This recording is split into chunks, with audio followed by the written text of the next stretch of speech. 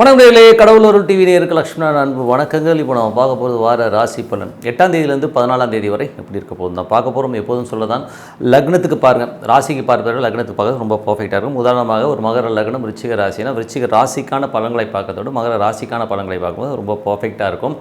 அதே மாதிரி நம்ம இப்போ சொல்லும்போது முதலில் பொது பலன்கள் சொல்லிடும், அதுக்கப்புறம் தசா புத்தி பலன்கள் சொல்லுவோம். ஸோ உங்களுடைய ஜாதக ரீதியாக என்ன தசா புத்தி அந்தரங்கள் நடக்குதோ அதை நோட் பண்ணி வச்சுட்டு அதையும் மிங்கிள் பண்ணி பார்க்கும்போது ரொம்ப பர்ஃபெக்டாக இருக்கும். இந்த வீடியோட எண்டில் டிப் ஆஃப் த வீக் இருக்குது, மறக்காமல் பாருங்கள். ரிஷபராசி. ஸோ ரிஷபராசிக்கு எப்படி இருக்கும் அப்படின்னும் போது உங்களது ராசியாதிபதி சுக்கிரன் 11 இருக்காருங்க. 11 போகிறது நல்ல உச்சமான இதில் போகும்போது நல்ல விஷயங்கள் தொழில் சம்பந்தமான விஷயங்களில் பெரிய லாபங்களை அள்ளி தருவதற்கான வாய்ப்புலாம் ரொம்ப நல்லா இருக்குது. காரணம் என்னென்னா அது சனியுடைய சாரத்தில் போய் அது 10ஆம் இட சனின்னும் போது தொழில் ரீதியான விஷயம் பெரிய வளர்ச்சிகள் கொடுக்கும். அது மட்டும் இல்லாமல் வேலையில் நல்ல மாற்றங்கள், நல்ல ஏற்றங்கள், நல்ல லாபங்களை தருவதற்கான வாய்ப்புலாம் ரொம்ப சிறப்பாக இருக்குது. அதுக்கப்புறம் பார்க்கும்போது உங்களுக்கு 2ஆம் அதிபதி புதன். ஸோ 2ஆம் அதிபதியான புதன் 12லிருந்து கேதுவுடைய சாரத்தில் போகும்போது குழந்தைகள் சம்பந்தமான விஷயங்களுக்காக நிறைய எக்ஸ்பென்ஸ் ஆகிறதுக்கான வாய்ப்புலாம் நிறைய இருக்குது. 3ஆம் அதிபதியான சந்திரன் பார்த்திங்கன்னா முதல் 2 நாட்களில் பெருத்த லாபங்களை கொடுத்தாலும் அடுத்த 2 நாட்கள் நிறைய செலவுகளை கொடுத்து அதுக்கப்புறம் சிறந்த நல்ல விஷயங்கள் கண்டிப்பாக நடக்கும். உங்களுக்கு முயற்சியில் பெரிய வெற்றிகள் கிடைப்பதற்கான வாய்ப்புலாம் ரொம்ப சிறப்பாக இருக்குது. 4ஆம் அதிபதியான சூரியன் பார்த்திங்கன்னா இன்றைக்கி உங்களுக்கு போகிறது புதனுடைய சாரத்தில் போது புதன் 12ல் இருக்கும்போது உங்களுக்கு 4-12ங்கிற ஒரு விஷயம் நடக்கும்போது வேலை வீடு சம்மந்தமான விஷயங்களுக்காக கொஞ்சம் எக்ஸ்பென்ஸ் பண்ணுறது, வண்டி கொஞ்சம் சர்வீஸ் பண்ணுறது, வண்டி சம்மந்தமான விஷயங்கள், வண்டி வாகனம் பழுது ஏற்படுதல், அதனால் கொஞ்சம் ரிப்பேர் இந்த மாதிரி செலவுகள் வருவதற்கான வாய்ப்புகள், வீடு பராமரிப்பு வேலைகள்லாம் நடப்பதற்கான வாய்ப்புகளும் நிறைய இருக்குங்க. ஸோ அந்த மாதிரி விஷயங்கள் நடப்பதற்கான வாய்ப்புகள் நிறைய இருக்குது. அதுக்கப்புறம் 5ஆம் அதிபதி புதனும் பார்த்திங்கன்னா உங்களுக்கு 12லிருந்து கேதுடைய சாரத்தில் போகும்போது குழந்தைகளோட விஷயங்கள் நிறைய சின்ன சந்தேகங்கள் வரும். குழந்தைகள் நம்ம கூட வெடுக்குன்னு பேசுகிற மாதிரி ஃபீலை கண்டிப்பாக கொடுக்கும். ஏன்னா 5ல் உள்ள கேது அந்த மாதிரி விஷயங்களை கொடுக்கும். அதனால் குழந்தைகளை பேசுறதை ரொம்ப பெருசாக எடுத்துக்க வேண்டாம். ரொம்ப அவங்க நிறைய கேள்விகள் கேட்குறாங்களேங்கிற எண்ணங்கள் நிறைய இருக்கும். பட் அவங்களுக்காக நிறைய செலவுகள் வரும். ஸோ இப்போ எஜுகேஷன் சம்மந்தமான விஷயங்களுக்காகவும் அவங்களுடைய அடுத்த கட்ட வாழ்க்கைக்காக நிறைய செலவுகள் பண்ணுறதுக்கான வாய்ப்புகள் நிறைய இருக்குது. அதுக்கப்புறம் பார்க்கும்போது உங்களது 7ஆம் அதிபதி. ஸோ 7ஆம் அதிபதி பார்த்திங்கன்னா உங்களுக்கு செவ்வாயாக இருந்து செவ்வாய் உங்களுக்கு 10ல் போகும்போது நல்ல ஒரு வளர்ச்சி, நல்ல ஒரு ஏற்றங்கள் கண்டிப்பாக இருக்குது. ஏன்னா செவ்வாய் போகிறது ராகுடைய சாரத்தில், ராகு 11ல் இருக்கும்போது தொழில் பெரிய வெற்றிகள், பெரிய லாபங்கள் வருது. சுப நிகழ்ச்சிகள் சார்ந்த விஷயங்களுக்காக நீங்கள் இப்போ முயற்சி பண்ணிங்கன்னா பிறகு அது திகஞ்சு கரெக்ட் ஆகிறதுக்கான வாய்ப்புகள்லாம் ரொம்ப நல்லா இருக்குது. 6ஆம் அதிபதி சுக்கிரன் உங்களுக்கு 11ல் இருக்கும்போது வேலையில் நல்ல உயர்வு, நல்ல ஏற்றங்கள், நல்ல லாபங்கள் வருவதற்கான வாய்ப்புகளும் ரொம்ப சிறப்பாக இருக்குது. கொஞ்சம் டிலே ஆனாலும் இந்த லாபங்கள் கண்டிப்பாக கிடச்சிருங்க. 8ஆம் அதிபதியான குரு.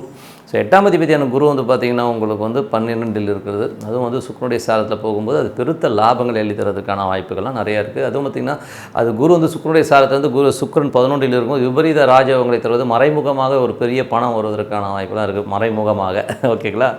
ஸோ அந்த மாதிரி விஷயங்கள் சிறப்பாக இருக்குங்க. அதுக்கப்புறம் ரிஷப லக்னமாக இருந்து உங்களுக்கு 9ஆம் அதிபதி. ஸோ 9ஆம் அதிபதி சனி 10ல் இருக்கும்போது தொழில் ரீதியான விஷயங்கள், நல்ல லாபம், நல்ல ஏற்றங்கள் இருக்கும். தந்தைக்கும் உங்களுக்கும் ஒரு சின்ன கான்ட்ரவர்சிஸ் இருந்தாலும் எல்லாமே ஒரு சிறப்பான விஷயங்களாக இருக்கும். வெளிநாட்டில் இருக்கவங்க பெருத்த வருமானங்கள், பெரிய லாபங்கள் வருவதற்கான வாய்ப்புகள்லாம் ரொம்ப சிறப்பாக இருக்குது. அதுவும் சனி குருடைய சாரத்தில் போகும்போது அது குருக்கு சனி 11ல் இருக்கிறதும், அதுவும் பார்த்திங்கன்னா இப்போ சனி குருடைய சாரத்தில் போகிறதும், குரு நல்ல ஒரு பரணி நட்சத்திரம், அதாவது சுக்கிரனுடைய சாரத்தில் போகும் பெரும் பணம் வருவதற்கான வாய்ப்புகள் நல்லாவே இருக்குது. ஏன்னா குரு சுக்கிரன் என்பதே அந்த பெரும் பணங்கிற ஒரு விஷயம் இருக்கும். அது பெரிய பணங்கள் வருவதற்கான வாய்ப்புகள் நல்ல சிறப்பாக இருக்குது. தொழில் ரீதியான விஷயங்கள், நல்ல லாபங்களும் நல்ல ஏற்றங்களும் தருவதற்கான வாய்ப்புகள் ரொம்ப நல்லாயிருக்கு. 11ஆம் அதிபதியான குரு 12ல் இருக்கும்போது நிறைய அலைச்சல் இருந்தால் பெரிய லாபங்கள் வருவதற்கான வாய்ப்புலாம் ரொம்ப சிறப்பாக இருக்குது. நல்ல ஒரு லாபங்கள், நல்ல ஏற்றங்கள் வருவதற்கான வாரமாக தான் கண்டிப்பாக இருக்குங்க. இதுவரை பார்த்ததெல்லாம் பொது பலன்கள். இப்போ பார்க்க போகிறது தசாபுத்தி பலன்கள் எப்படி இருக்குன்னு பார்ப்போம். யாருக்கெல்லாம் ரிஷப லக்னமாக இருந்து சூரிய தசாபுத்தி அந்தரங்கள் நடக்குதோ அவங்களுக்கு சொத்துக்கள் சார்ந்த விஷயம், நல்ல லாபங்கள் தருவதற்கான வாய்ப்புகள்லாம் ரொம்ப நல்லா இருக்குது. ஸோ வீடு சொத்துக்கள் சம்மந்தமான விஷயங்கள், நல்ல லாபங்கள், நல்ல ஏற்றங்கள் தரும். ஸோ நல்ல சிறப்பான விஷயங்கள் கண்டிப்பாக நடப்பதற்கான வாய்ப்புகள் நல்லா இருக்குது. ரிஷப லக்னமாக இருந்து சந்திர தசாபத்தி அந்தரம் நடக்கிறவங்க வாரத்தின் ஒரு திங்கள் செவ்வாயில் நிறைய செலவுகள் இருந்தாலும் அதுக்கப்புறம் நல்ல ஏற்றங்கள், நல்ல லாபங்கள், நல்ல ஒரு வளர்ச்சி கிடைப்பதற்கான ரொம்ப நல்லா இருக்குங்க.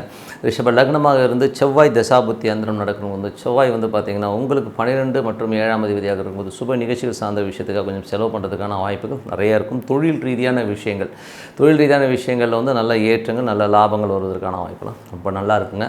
ஸோ அது சிறப்பான விஷயந்தான். அதுக்கப்புறம் பார்த்திங்கன்னா உங்களுக்கு ரிஷப லக்னமாக இருந்து ராகு தசாபுத்தி அந்தரங்கள் நடக்கிறவங்க எப்படி இருக்கும். ராகு வந்து புதனுடைய சாரத்தில் போய் புதன் வந்து வக்கரமாக 12 இருக்கும்போது கொஞ்சம் செலவுகளை மட்டுப்படுத்த முடியாமல் கொஞ்சம் திணறுவோம். பட் லாபங்கள் இருக்கானா நல்ல லாபங்களை தருவதற்கான வாய்ப்புகள் நல்லாவே இருக்குது. கொஞ்சம் வந்து சின்ன சின்ன டென்ஷன்ஸ் வந்து போக வேண்டிய, மற்றபடி எல்லாமே சிறப்பு தான். அதுக்கப்புறம் ரிஷப லக்னமாக இருந்து குரு தசாபுத்தி அந்த நடக்கணும். 12 உள்ள குரு வந்து பார்த்திங்கன்னா உங்களுக்கு சுக்கிரனுடைய சாரத்தில் பெரிய லாபங்கள் எள்ளி தருவதற்கான வாய்ப்பு, திடீர் அதிர்ஷ்ட வாய்ப்புகள், மறைமுகமான வெற்றிகள், மறைமுகமான லாபங்கள் வருவதற்கான வாய்ப்புகளும் நல்லா இருக்குங்க. ரிஷப லக்னமாக இருந்து சனி தசாபுத்தி அந்த நடக்கணுங்கிறத சனி வந்து பார்த்திங்கன்னா உங்களுக்கு வந்து 10 அது வந்து ராகு 11 இருக்கிறனால பெரிய லாபங்களை குருவுடைய சாரத்தில் போகும்போது நல்ல லாபங்களை தரும். ஏன்னா இப்போ ராகு குருக்கு மாறிட்டார். ஸோ நல்ல லாபங்கள் நல்ல ஏற்றங்களை கொடுக்கும். பட் இருந்தாலும் தொழில் ரீதியான விஷயம் சின்ன சின்ன சலசலப்புகளை கண்டிப்பாக ஏற்படுத்தும். அதில் மட்டும் கொஞ்சம் அலர்ட்டாக இருந்துக்கணும். ரிஷப லக்னமாக இருந்து புதன் தசாபுத்தி அந்தரம் நடக்கிறவங்களுக்கு வந்து புதன் வந்து உங்களுக்கு வந்து 2 மற்றும் 5ஆம் அதிபதியாக இருந்து அவர் வந்து 12 வந்து வக்கரமாக போகும்போது குழந்தைகள் சில விஷயங்களுக்கு பிடிவாதம் பிடிக்கிறது, கொஞ்சம் டென்ஷன் ஆகிறது, இதெல்லாமே தவிர்க்க முடியாது. குடும்பத்திலையும் வந்து சின்ன சின்ன சலசலப்புகள் ஏற்படுவதற்கான கொஞ்சம் கவனமாக இருக்கணுங்க. அப்புறம் ரிஷப லக்னமாக இருந்து சுக்கிர தசாபுத்தி அந்தரம் நடக்கிறவங்க வந்து சுக்கிரன் வந்து உங்களுக்கு 1 6ஆம் அதிபதி 11 இருக்கும். வேலை சம்பந்தமான விஷயம் நல்ல ஏற்றங்கள் நல்ல லாபங்கள் வருவதற்கான வாய்ப்பு ரொம்ப சிறப்பாக இருக்குது. பெருத்த லாபங்களை கண்டிப்பாக எதிர்பார்க்கலாங்க. ஸோ இப்போ வந்து நான் சொல்கிறது பார்த்திங்கன்னா இந்த விஷயங்கள் வந்து இந்த தசாபுத்தியெல்லாம் வந்து உங்களுடைய தசாபுத்தியோடு நீங்கள் மிங்கிள் பண்ணி பார்க்கும்போது ரொம்ப பர்ஃபெக்டாக இருக்கும். இது என்னை பொறுத்தவரை ஒரு அமைதியான இடத்துல உட்காந்து இறைவனை ஒன்றி பிரார்த்தனை பண்ணுங்கள், ஜபம் பண்ணுங்கள். ஸோ உதாரணத்துக்கு ஒரு ஈஸ்வரன் வழிபாடு பண்ணி ஒவ்வொரு மனதார உள்ளுக்குள்ளே வச்சு பண்ணும்போது கண்டிப்பாக அடுத்த லெவல் போகிறதுக்கான ஆட்கள் ரொம்ப சிறப்பாக. டிப் ஆஃப் த வீக்கில் இப்போ நம்ம பார்க்க போகிறது வந்து இப்போ வந்து நாட்டில் வந்து நிறைய விஷயங்கள் பார்க்குறோம். நான் தான் சித்தர், நான் தான் சாமி, இந்த மாதிரி வந்து நிறைய பேர் வந்து சொல்லிக்கிட்டு வராங்க. ஸோ அவங்க சாமியா இல்லைங்கிறது தான் அடுத்த விஷயம். பட் யார் சாமி யார் கரெக்டான ஆளுங்கிறத முதல்ல வந்து நம்ம தெரிஞ்சுக்கணும். இதில் வந்து என்ன பியூட்டினா நிறைய பேர் வந்து சாமின்னு சொல்லிட்டு அவங்கள காலில் விடுறதுனால நமக்கு என்ன கிடைக்க போகுது முதல்ல அதை தெரிஞ்சுக்கோங்க. இன்னொன்று ஒரு சாமி வந்து ஒரு 50,000 1 லட்சத்தையோ வாங்கிட்டு நான் ஆசீர்வாதம் பண்ணுறேன் அவங்களுக்கு எல்லாம் கிடைக்குன்னா அப்போ அவர் சாமியா அப்படிங்கிற லெவலையும் நமக்கு ஒரு பெரிய கொஸ்டின் மார்க் இருக்குது. ஓகேங்களா? ஸோ முதல்ல வந்து யார் சாமி யார் ஆசாமி. ஸோ சாமிங்கிறவர் வந்து முதல்ல வந்து சித்தர்கள் எப்படி இருப்பாங்க. சித்தர்கள்ங்கிறது பார்த்திங்கன்னா அவங்க காட்டில் இருப்பாங்க, அவங்க நாட்டுக்கு வரவே மாட்டாங்க. முதல்ல அது புரிஞ்சுக்கோங்க. அவங்க ஏதாச்சும் ஆள் அரவம் இல்லாத இடத்துல உட்காந்து தியானம் பண்ணுவாங்க, இறைவனாக ஒன்றி இருப்பாங்களே வழியாக அவங்க வந்து உங்களுக்கு வந்து ஆசீர்வாதம் பண்ணி உங்களுக்கு எல்லாமே பண்ணணும்னு அவங்களுக்கு அவசியம் கிடையாது. நீங்கள் வந்து அங்கே போகும்போது ஏதோ கண்ணில் படும்போது ஏதோ ஒரு விஷயத்தில் வந்து அவங்களுக்கு வந்து நல்லதுன்னு படுதுன்னா அப்போ ஆசீர்வாதம் வாங்கினா உண்ட வழியை எந்த சித்தரும் உங்களை தேடி வந்து ஆசீர்வாதம் பண்ண மாட்டாங்கிறத முதல்ல புரிஞ்சுக்கோங்க. ஸோ அதனால் வந்து சித்தர்கள் நாட்டுக்கு வருவாங்கன்றதை வந்து உங்கள் மைண்ட் வந்து எடுத்துருங்க. ஓகேங்களா? ஒரு சாமியாரால் வந்து உங்களை வந்து நல்வழிப்படுத்த முடியும்னா நிறைய சாமியார்கள் வந்திருப்பாங்களே, அந்த மாதிரிலாம் யாரும் வந்து வர முடியாதுங்கிறத மெயினாக எடுத்துக்கோங்க. அதே நேரத்தில் வந்து சித்தர்கள் இருக்காங்களா, அவங்கள எப்படி ஐடென்டிஃபை பண்ணுறதுங்கிறத சொல்லிடுறேன். ஸோ சித்தர்கள் வந்து எப்படி இருப்பாங்கன்னா, சித்தர்கள் ஜென்ரலாக வந்து பார்த்திங்கன்னா நம்ம கண்ணுக்கு வந்து தெரிய ரொம்ப ரேரு. ஓகேங்களா? ரொம்ப ரேரு. நீங்கள் பார்த்துருக்கீங்கன்னா நான் பார்க்கலைங்க. நான் வந்து சித்தர்களை வந்து நான் நேரடியாக பார்த்ததில்லை, ஆனால் உணர்ந்திருக்கேன். எப்படி உணர்ந்திருக்கேன்னா நான் தியானத்தாலும் ஒரு இறை வழிபாட்டில் இருக்கும்போது வந்து சித்தர்களை என்னால் உணர முடிஞ்சுது, எங்களை வந்து அவங்கள ஃபீல் பண்ண முடிஞ்சது. பட் ஆனால் எனக்கு வந்து அந்த இது கிடைக்கல. ஆனால் சித்தர்களை பார்த்த ஒரு சிலரை நான் மீட் பண்ணியிருக்கேன். ஸோ அவங்கக்கிட்ட நான் கேட்கும்போது அவங்ககிட்ட கேட்டிருக்கேன், எப்படிங்க நீங்கள் சித்தர்களை பார்க்குறீங்க அப்படின்போது காட்டு வழியாக நடந்து போயிட்டுருப்பாங்க. ஒரு கொல்லிமலை அந்த மாதிரி ஒரு ஏரியாக்கள், ஒரு சில ஏரியாக்கள் பழனிமலை, ஒரு ஏரியாக்கள் அவங்க போவாங்க.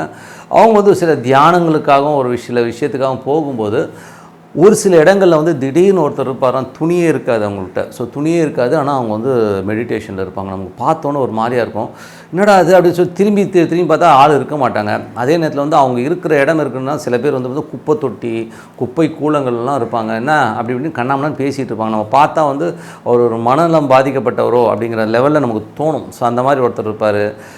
ஆனால் நீங்கள் எப்படி ஐடென்டிஃபை பண்ணலான்னா அவரை பார்க்கும்போது அந்த இடம் வந்து ரொம்ப நறுமணமாக இருக்கும். அவங்க இருக்கிற இடம் வந்து ஒரு மாதிரியாக இருந்தாலும் சுற்றி வந்து ஒரு விபூதி ஸ்மெல்லோ ஒரு நறுமணமோ வீசுவதை கண்டிப்பாக வந்து உணர முடியும். ஆனால் அவங்க அழுக்காக இருப்பாங்க. அந்த மாதிரி ஒரு ஆட்கள் கண்டிப்பாக பார்க்க முடியுது. அது மட்டும் இல்லாமல் நிறைய அதுக்கு வந்து நீங்கள் நாட்டில் கூட பார்க்க முடியும். சில பேர் வந்து ஏதோ ஒரு காட்டுக்குள்ளெல்லாம் இருப்பாங்க, நமக்கு தெரியாது. ஏன்னா அவங்க வந்து ஏன் வரமாட்டாங்கன்றது ஒரு காரணம் இருக்குது.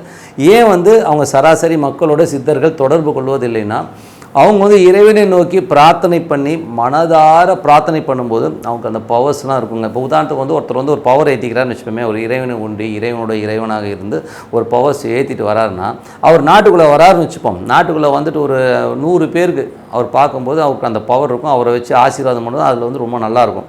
இதே வந்து ஒரு 10,000 பேர் 1 லட்சம் பேர் வந்தாங்கன்னு வைங்களேன், 10,000 பேர் 1 லட்சம் பேர் ஒரே இடத்துல வந்து பார்க்கும்போது இவர் வந்து ஒரு நல்ல ஒரு டிவைன் பவர் வச்சுருக்கார். ஆனால் எதிராளியில் வந்து 1,00,000 பேர் வந்து ஒரு நெகட்டிவ் பவராக, கெட்டவன் நல்லவன் எல்லாரும் தானே வருவான். ஸோ அவனுடைய அத்தனை நெகட்டிவும் இவர் மேலே படும்போது இவருடைய பாசிட்டிவ் எனர்ஜி ஃபுல்லாகவே காலியாகிடும். ஸோ அதுக்கப்புறம் அவரும் ஒரு சராசரி மனிதனாகும். இப்போ உதாரணத்துக்கு சொல்ல போனால் ஒரு மனிதர் இருந்தார், அவர் வந்து பெஸ்ட்டு ஹீலருங்க, ஒரு சிறந்த ஹீலர். இனி வேறு கண்ட்ரியில் போய் செட்டில் ஆகிட்டார். ஸோ அவர் வந்து பார்த்திங்கன்னா ஹீலிங்கில் வந்து ரொம்ப சூப்பர். திரு விசு அவர்கள், ஸோ இறந்து போன திரைப்பட இயக்குனர் கதாசிரியர் விசு அவர்கள் சொல்லியிருக்காரு, என் ஒய்ஃப்க்கு வந்து பிரச்சனைன்னு போகும்போது அந்த ஹீலிங்கில் வந்து அவர் க்யூர் பண்ணியிருக்காரு, அவ்வளோ சூப்பராக க்யூர் பண்ணார், எவ்வளோ டாக்டர்ஸ்கிட்ட போயும் ஹீல் ஆகாதது ஹீல் பண்ணியிருக்காருங்கிறது வந்து அவங்க சொன்னாங்க. ஸோ அப்படிப்பட்ட ஒரு சூப்பர்மேன் என்ன. ஆனால் அவர் வந்து பொதுமக்கள்கிட்ட நடுவில் வந்ததுக்கப்புறம் அவங்க கண்கள் பட பட பட அவரோட பவர் ஷேரிங் அவர் ரொம்ப சராசரியான மனிதராக மாறினாருங்கிறதும் உண்மையான விஷயம். எதுக்கு சொல்கிறேன்னா, சித்தர்கள் உங்கள்கிட்ட வரமாட்டாங்க, நீங்கள் தேடி பார்த்து கிடச்சிதுன்னா உங்களுடைய என்ன சொல்கிறது, உங்களோட பாக்கியம். அதுக்காக வந்து நீங்கள் போய்ட்டு இன்னொரு சாமியார் இருக்கார் அவர்கிட்ட போனால் எனக்கு எல்லாம் கிடைக்கும்னு சொல்லிட்டு பைத்தியகாரத்தமாக போய் மாட்டிக்காதீங்க. அதுக்கு பதிலாக நீங்கள் உங்களுக்கு ரொம்ப கடன் இருக்குது, ரொம்ப பிரச்சனைகள் இருக்குது, அடுத்த லெவல் போக முடியலன்னா சித்தர் சமாதிகள் இருக்குது பார்த்திங்களா, அங்கே போய் பிரார்த்தனை பண்ணணும். அதுவும் பௌர்ணமிகளில் போய்ட்டு நீங்கள் பிரார்த்தனை பண்ணிங்கன்னா கண்டிப்பாக அந்த வைப்ரேஷனில் உங்களுக்கு நல்ல பலன் கிடைக்கும்ன்றது தான் உண்மையான விஷயம். அதனால் வந்து நான் சாமியார், நான் அகோரி இப்படிலாம் சொல்லிகிட்டு இருக்கணும் நம்பி நீங்கள் போய் பணத்தையும் நேரத்தையும் விரயமாக்காதீர்கள் அப்படிங்கிறது தான் இந்த வாட்டி டிப் ஆஃப் த வீக். கண்டிப்பாக வந்து இறைவனை நீங்கள் பார்க்க முடியும், உணர முடியும். ஓகேங்களா, பார்க்குறத விட உணர முடியும், உள்ளூர உணர முடியும். அதனால் ஒரு அமைதியான இடத்துல உட்காந்து மெடிடேட் பண்ணுங்கள், உங்களுக்கு பிடிச்ச சாமி ஏதோ தியானம் பண்ணுங்கள், அது சாண்டிங் பண்ணுங்கள். இப்போ ஓம் நமச்சிவாய ஓம் நமச்சிவாய சாண்டிங் பண்ணுங்கள், சூப்பராக இருக்குங்க. சாமிக்கிட்டலாம் வந்து நீங்கள் வந்து ஒரு சமாதிகளுக்கு போயிட்டு அதுவும் பௌர்ணமி நேரத்தில் வந்து அமைதியாக போய் உட்காந்து பாருங்கள், அவ்வளோ நல்லாயிருக்கும், அவ்வளோ வந்து பவர்ஸ் கிடைக்கும். ஸோ அதெல்லாம் வந்து பண்ணி பாருங்க, கண்டிப்பாக இறைவனை நீங்கள் காண முடியும். அதனால் லோக்கல் ஆசாமிகிட்ட போய் ஏமாறுறீங்கன்னு சொல்லிட்டு உங்களிடம் விடைபெறுவது உங்கள் லக்ஷ்மி நாராயண். நன்றி, வணக்கம். கடவுள் அருள் டிவியை பார்த்தமைக்கு நன்றிகள். மேலும் இது போன்ற தகவல்களை தெரிந்து கொள்ள கடவுள் அருள் டிவியை சப்ஸ்கிரைப் செய்யுங்கள். மறக்காமல் பெல் ஐக்கானை கிளிக் செய்யுங்கள்.